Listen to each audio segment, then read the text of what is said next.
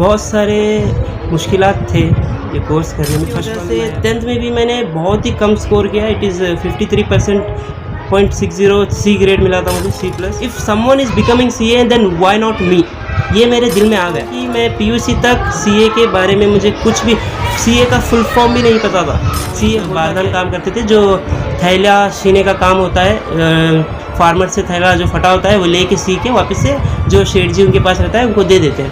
उनको 2-3 रुपये एक थैले का। ऐसे गाड़ी लगाने लगी भजी की, जो कि 1 साल मैं और मेरे पापा ने मिल के चलाई।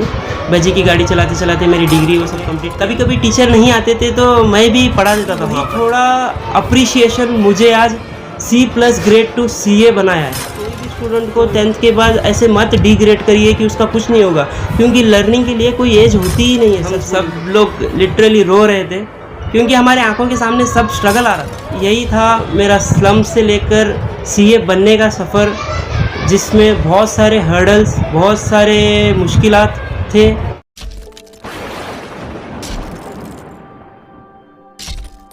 आप देख रहे हैं बीजापुर समय, मैं आपके साथ खलील कलादगी। स्लम से लेकर CA तक का सफ़र, CA शाहनवाज जमादार की ज़ुबानी। जैसा कि आप सब जानते हैं, बीजापुर शहर के JM रोड पेटी बोड़ी स्लम एरिया निवासी शाहनवाज जमादार ने कड़ी मेहनत, कठिन परिश्रम से CA यानी चार्टर्ड अकाउंटेंट जैसी मुश्किल परीक्षा को पास करके CA बनकर दूसरे स्टूडेंट्स के लिए प्रेरणा बन चुके हैं। आज हमारे साथ मौजूद हैं CA शाहनवाज जमादार। इन्हीं से हम जानने की कोशिश करेंगे कि किस तरह हर चुनौतियों का सामना करते हुए इन्होंने यह बड़ी कामयाबी हासिल की है। स्लम से लेकर CA तक का इनका यह सफ़र कैसा रहा, आइए जानते हैं खुद CA शाहनवाज जमादार की ही ज़ुबानी। सबसे पहले तो आपको CA की एग्ज़ाम पास करने के लिए बहुत बहुत मुबारकबाद। तो बीजापुर शहर में स्लम से लेकर CA तक का आपका ये सफ़र कैसा रहा? बहुत सारे मुश्किलात थे ये कोर्स करने में। फर्स्ट ऑफ ऑल मैं बताना चाहूँगा कि मैं शाहनवाज जमादार पेटी बोड़ी JM रोड बीजापुर से बिलोंग करता हूँ, क्योंकि पेटी बोड़ी तो बहुत ही पीछे, मतलब बैकवर्ड में भी बैकवर्ड है स्लम एरिया। वहाँ पर स्टडी करना इज़ लाइक, अब लोग क्वेश्चन करेंगे क्यों पढ़ रहा है, जाके कुछ काम कर ले, जाके कुछ काम कर ले तो घर को पैसे आएंगे। तो पढ़ाई करने से क्या होगा, 10-15 साल सिर्फ पैसे जाएंगे, पैसे तो कुछ आएंगे नहीं। ऐसी सोच उधर थोड़े लोग रखते हैं, ना ही बहुत लोग नहीं रखते, थोड़े लोग रखते हैं। वहाँ पर स्लम में क्या होता है, आपको ज़्यादा अपॉर्चुनिटी नहीं मिलती है, क्योंकि माहौल स्लम में ऐसा होता है कि बड़े बड़े लोग भी ज़्यादा इस चीज़ को ये नहीं देते हैं, तवज्जो नहीं देते हैं। तो इस वजह से जो अपॉर्चुनिटीज़ होती हैं स्लम एरियाज़ में बहुत ही कम होती हैं बच्चों के लिए। ना ही मैं CA के लिए नहीं बोल रहा हूँ, इट्स फॉर सिर्फ 10th तक पढ़ाई करने के लिए बोल रहा हूँ। जब 10th तक पढ़ाई के लिए बच्चा स्लम से स्टार्ट करता है तो वहाँ पर उसको फ़र्स्ट ऑफ ऑल तो बोलते हैं कि कोई भी गवर्नमेंट स्कूल लगा ले। सही बात है, गवर्नमेंट स्कूल बहुत सही है, ऐसा नहीं, कुछ भी नहीं है, लेकिन गवर्नमेंट स्कूल्स में भी बहुत सारे ड्रॉबैक्स हैं, वहाँ भी बहुत सारा ये होता है। लेकिन उन सभी जो भी पेरेंट्स हैं उनको मैं बोलना चाहूँगा कि स्लम से हो या कहीं से हो, थोड़ा स्कूल के लिए भी थोड़ा बच्चों को इंग्लिश मीडियम हो या कुछ भी हो, क्योंकि पूरा ओवरऑल इंडिया और ओवरऑल वर्ल्ड भी इंग्लिश में ही चल रहा है सब कुछ। तो इंग्लिश में एडमिशन कराने के लिए थोड़ा ज़्यादा से ज़्यादा कोशिश करिए, जो भी स्लम्स में बच्चे होते हैं। तो वही उनसे गुजारिश कर रहा हूँ। उसके बाद जो 10th तक मेरा सफ़र था, मैंने गवर्नमेंट स्कूल में किया, जो पहले 1st to 4th जो थी, 1st to 3rd जो थी भवानी स्कूल करके एक थी जो मुबारक चौक में। उसके बाद मैंने language Kannada language, it is वो तो कन्नड़ा लैंग्वेज में था, 1st to 3rd भी। उसके बाद 4th to 10th मैंने Shri Rukmangada high school primary and high school में किया, वहाँ भी लैंग्वेज कन्नड़ा ही था, और वहाँ भी बहुत सारी डिफ़िकल्टीज़ वो फेस करना पड़ी मुझे, क्योंकि कन्नड़ा मेरे मोहल्ले में हो या मेरे लोग हो, कोई भी मुझसे बात नहीं करता था, तो एक लैंग्वेज बैरियर बन गया था मेरे सामने समझने के लिए, पढ़ने के लिए। तो इसी सब की वजह से 10th में भी मैंने बहुत ही कम स्कोर किया। इट इज़ 53.60 सी ग्रेड मिला था मुझे, C+। तो 10th के बाद तो पता ही है आपको, स्लम में अगर तुमको 10th में मार्क्स नहीं मिल रहे हैं तो सब लोग बोलेंगे कि कुछ काम कर ले, अब तुझसे नहीं होगा। तुझसे ये करने के लिए नहीं होगा, पढ़ाई नहीं होगी, तू काम कर ले। लेकिन मैं बहुत बहुत शुक्रगुज़ार हूँ मेरे पेरेंट्स का, जिन्होंने मुझे 10th के बाद एक अपॉर्चुनिटी दी। तुझे जो चाहिए तू वो कर, हम तुझे पूरा सपोर्ट करेंगे। तुझे पढ़ाई करना है, आराम से पढ़ाई कर, जो चाहिए वो कर, जो दिल में आ रहा है वो कर, ऐसा उन्होंने मुझे बोला। ऐसा नहीं बोला कि तू साइंस ले, तू कॉमर्स ले, कुछ भी ले। लेकिन मेरे माइंड में भी क्या था, 10th में कम लिया है तो कॉमर्स थोड़ा इजी रहेगा, तो इसलिए मैं कॉमर्स में चला गया।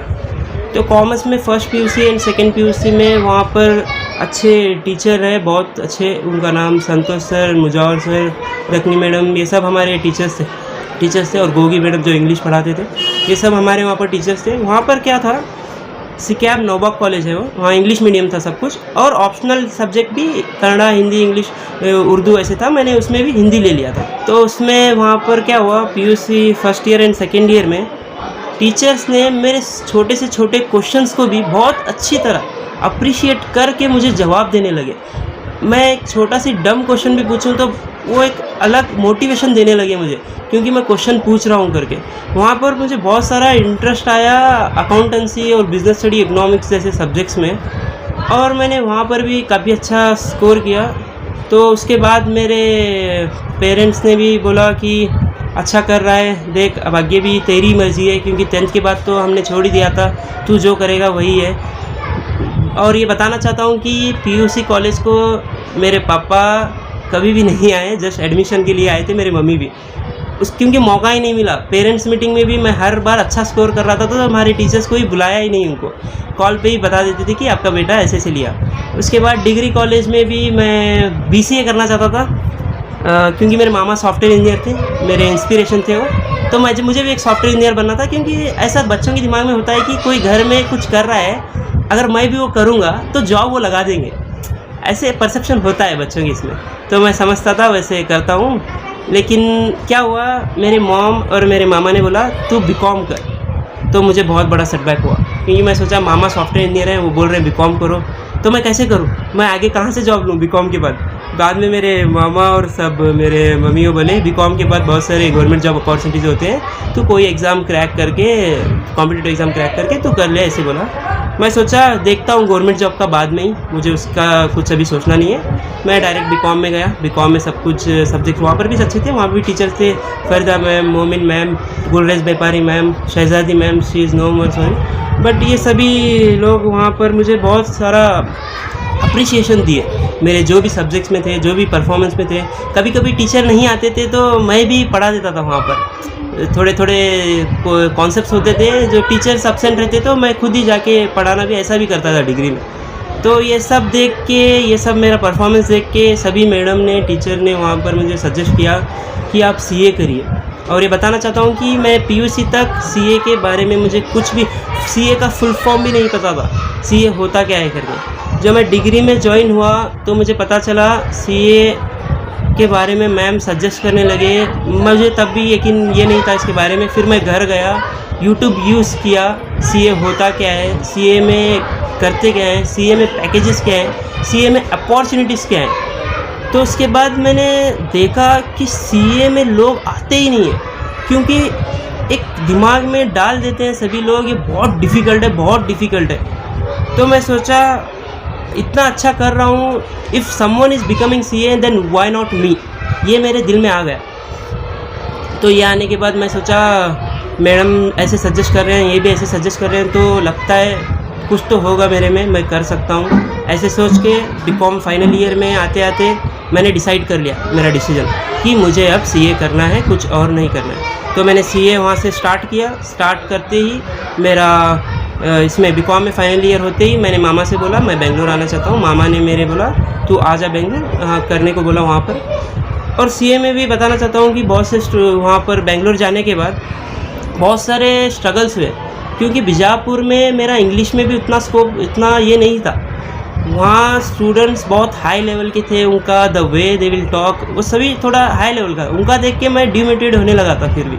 लेकिन वहाँ भी अच्छे टीचर्स मिले। मैं इंस्टीट्यूट का ही कोचिंग लिया था, क्योंकि इंस्टीट्यूट का रीज़नेबल प्राइस होता है, तो बहुत सारे कूल स्टूडेंट्स वहाँ पर आते नहीं हैं। कूल स्टूडेंट अच्छे पैसे दे के जाते हैं, उनको भी नो हेट है, वो भी पढ़ाई कर रहे हैं। Choosing this course itself is great thing, वो कैसे भी रहे। तो वहाँ पर कोचिंग में वो सब कुछ हुआ, कोचिंग में भी अच्छा मैंने परफॉर्म किया। और इंटर जो सीए में 2 लेवल का था मेरा, डिग्री के बाद डायरेक्ट एंट्री जो था, मैं इंटर एंड सीए फाइनल था।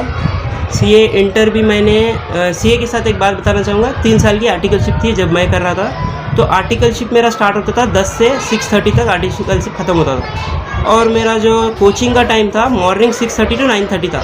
6:30 to 9:30 में कोचिंग जाके उधर से आर्टिकलशिप करते हुए शाम को आके अगेन 8:30 तक घर पहुंच जाता था। उसके बाद अगेन मैं पढ़ाई करना स्टार्ट कर देता था 12-1 बजे तक रात की। तो ऐसा मेरा कंटिन्यू रहा सफ़र 6 महीने तक। उसके बाद 3 महीने का मुझे लीव मिला। लीव मिलने के बाद मैंने अच्छे से पढ़ाई किया। पढ़ाई करके तब भी क्या था, सीए में भी ग्रुप 1 ग्रुप 2 करके पेपर्स रहते हैं। तो वो बोल रहे थे ग्रुप 1 ग्रुप 2 पेपर्स नहीं होगा तेरे से। मुझे हर टाइम सभी लोगों ने बोला है ये नहीं होगा, वो नहीं होगा, ये नहीं होगा। लेकिन मुझे ऐसा गाइडेंस मिला है मेरे टीचर से, मेरे प्रिंसिपल से, जो भी वहाँ पर रहते हैं। उन्होंने बोला कि तू सारे 8 दोनों ग्रुप एक साथ दे दे। मेरे जो प्रिंसिपल जो सीए पंकज सर है, उन्होंने बोला सारे 8 पेपर तू दे दे। तो मैंने सोचा ठीक है देता हूँ। देने के बाद देखते हैं जो भी है रिज़ल्ट। तो इंशाल्लाह अल्लाह के फजल से मेरा इंटर का 8 पेपर भी एक अटेम्प्ट में निकल गया था। तब क्या हुआ, सभी लोग का टर्न अराउंड देखने लगा मेरे तरफ में। सभी लोग बोलने लगे बच्चा इतना अच्छा कर रहा है, ये बन जाएगा सीए। सबको कॉन्फिडेंस आ गया ये करेगा ही, ये सब कुछ करेगा। तो ये देख के मुझे भी बहुत अच्छा लगा, क्योंकि अब लोग मुझे अप्रिशिएट कर रहे हैं सभी लोग। अभी तक तो टीचर ही कर रहे थे, क्योंकि टीचर को ही पता था मैं स्कूल में कर क्या रहा हूँ या कॉलेज में कर क्या रहा हूँ। तो ये सब उन्होंने मोटिवेट किया, ऐसे किया। ऐसे ही मेरा 3 साल का आर्टिकलशिप ख़त्म होने आया। उसके बाद मेरा मई 2025 में एग्ज़ाम्स था।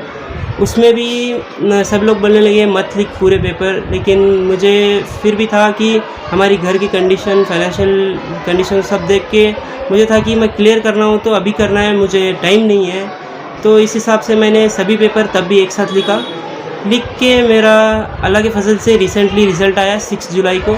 और सारे paper I cleared both the groups I attempted in मई 2025 एंड क्लियर्ड। एंड यही था मेरा स्लम से लेकर सीए बनने का सफ़र, जिसमें बहुत सारे हर्डल्स, बहुत सारे मुश्किलात थे।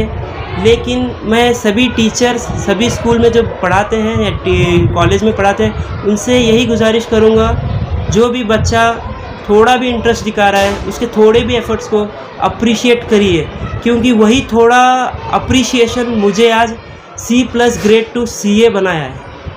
तो यही बताना चाहूँगा स्लम से लेकर CA तक का सफ़र। आप 10th के एग्ज़ाम में कम मार्क्स लेकर भी CA के एग्ज़ाम पास कर चुके हैं। ये आप आने वाले स्टूडेंट्स के लिए एक प्रेरणा बन चुके हैं। इन स्टूडेंट्स को आप क्या मैसेज देना चाहेंगे? इन स्टूडेंट को वही बोलना चाहूँगा कि 10th होने के बाद ऐसे मत समझिए क्योंकि जस्ट मैंने कम स्कोर किया है 10th में, मुझे कुछ नहीं होगा।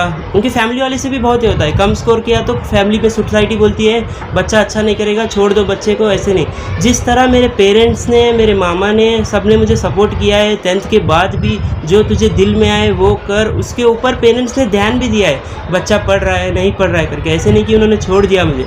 जब भी मैं स्कोर करता था कॉलेज से कॉल वो आकर उनके पता ही चलता था।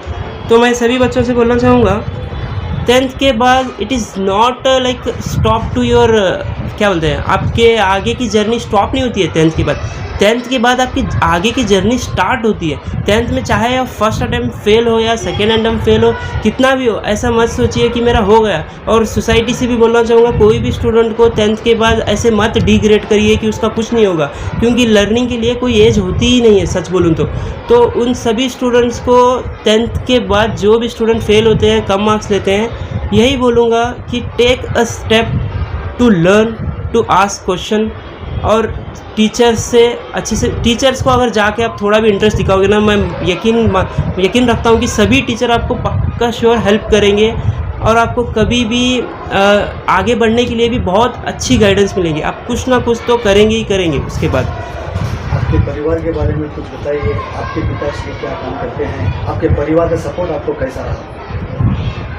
परिवार का सपोर्ट तो बहुत ही अच्छा रहा, क्योंकि कभी भी मेरे एजुकेशन के रिलेटेड उन्होंने क्वेश्चन नहीं किया। फर्स्ट थिंग, जो भी एजुकेशन में कर रहा था, आज भी मेरे परिवार को सीए के रिलेटेड वो ज़्यादा आइडिया नहीं है। मैं घर में रोज़ समझाता हूँ उनको सीए करता क्या है वो सब कुछ। उनको एक कोर्स के बारे में कुछ पता ही नहीं है। मेरे माँ बाप, ऐसे होता ही नहीं कि आपके पेरेंट्स कुछ डॉक्टर बन गए तो आपका बेटा भी डॉक्टर ही बने। आपके पेरेंट्स कुछ काम कर रहे हैं तो आपका बच्चा भी काम ही करे, ऐसा कुछ नहीं होता है। इट्स ऑल अबाउट स्टूडेंट का अप्रोच जो सीखता है, जो टीचर सिखाते हैं। मेरे पेरेंट्स, मेरे पापा का पहले जब मैं छोटा था वो एक बारदान काम करते थे, जो थैला सीने का काम होता है। फार्मर से थैला जो फटा होता है वो लेके सी के वापस से जो शेठ जी उनके पास रहता है उनको दे देते हैं। उनको 2-3 रुपये एक थैले का ऐसे हिसाब से मिलता है, तो वो करते थे। उसके बाद मेरे फादर ने एक होटल का बिज़नेस स्टार्ट किया।